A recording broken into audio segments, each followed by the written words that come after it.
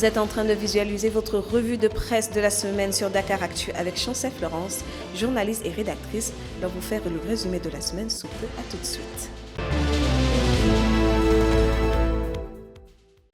Comme d'habitude, on démarre en politique. Au Sénégal, le Premier ministre et président du parti politique Parti africain du Sénégal pour le travail, l'éthique et la fraternité, PASTEF, Ousmane Sonko a laissé entendre le 5 mai la reprise et la relance des activités politiques en rapport avec son parti, ainsi le renforcement de ses partenaires politiques au niveau africain et sous-régional sera de mise. C'est pourquoi une tournée prochaine sur les terres africaines que sont la Guinée-Conakry, le Mali, le Burkina Faso et le Niger est en préparation et aura pour but de raffermir des liens spécifiques et de souveraineté africaine. Au 15e sommet de l'Organisation de coopération islamique s'étant tenu à Banjul en Gambie du 4 au 5 mai 2024, la violente rivalité militaire israélo-palestinienne était au cœur des discussions. Le président de la République sénégalaise Bassirou Diomaye Faye a d'ailleurs manifesté son indignation par rapport à l'inaction notée face au bombardement perpétré par l'armée israélienne sur Gaza. Citant que le Sénégal est particulièrement préoccupé par la situation catastrophique qui s'y produit sous le regard indifférent de la communauté internationale face au silence du Conseil de sécurité et au mépris des règles humanitaires les plus élémentaires. Après la Mauritanie, la Gambie et le Guinée-Bissau, le président sénégalais fraîchement élu Bassirou Diomaye Faye poursuit ses visites en Afrique de l'Ouest. Il a été reçu mardi 7 mai par le président ivoirien Alassane Ouattara à Abidjan. Bassirou Diomaye Faye a souhaité que les relations commerciales entre les deux pays se renforcent, notamment dans le secteur de l'agriculture et de l'énergie. Sur le plan politique, le président sénégalais a appelé au dialogue au sein de la zone de communauté économique des États de l'Afrique de l'Ouest, c'est-à-dire CEDEAO. Il a reconnu que les défis étaient complexes et énormes. La nouvelle organisation gouvernementale du Sénégal demeure un sujet d'actualité. L'ancienne ministre et leader féminin, Madame Dioro Ndiaye, s'est dit déçue, comme tout le monde, par la faible présence des femmes au sein du nouveau gouvernement.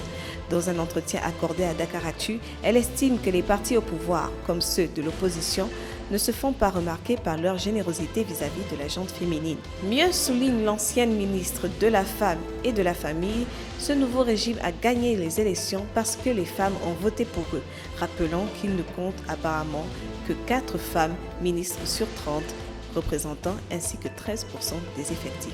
Du niveau éducationnel, les étudiants au Centre universitaire de recherche et de formation aux technologies de l'Internet ont créé leur ras-le-bol dans l'enceinte de l'université Cheikh Anta Diop de Dakar. Ces derniers disent être victimes d'une injustice flagrante envers les étudiants de Curie. Interdits d'accès à l'UCAD 2 pour une conférence de presse, ils ont déclaré leur mot d'ordre en engageant un boycott total de tous les cours jusqu'à nouvel ordre. Les universitaires fustigent la manipulation de contenu dans le système LMD avec la remise de diplômes et d'attestations non reconnues. En fait divers, c'était la panique à l'aéroport Blaise Diagne en raison de la sortie de piste d'un avion. Selon la cellule de communication de l'AIBD, 78 passagers étaient à bord et 11 blessés ont été enregistrés, dont 4 très graves et 6 autres blessés légers ont été admis en observation au niveau du service médical de l'aéroport. Ce qui a conduit à la fermeture de l'aéroport Blaise Diagne de Diaz durant un faible temps avant sa réouverture quelques heures plus tard. Nous virons à l'international. Cette semaine a été très lourde pour l'Organisation des Nations Unies et l'Union européenne. D'abord au Mali où l'Union européenne a décidé mercredi 8 mai de ne pas reconduire le mandat d'une mission de formation militaire dans le pays compte tenu de l'évolution de la situation politique et sécuritaire. Le UTM était déployé depuis 2013 pour entraîner et conseiller les forces de ce pays confronté depuis 2012 à la propagation djihadiste. Elle a compté jusqu'à 700 soldats d'une vingtaine de pays européens avant de réduire nettement ses effectifs. Soupçon de génocide au Soudan.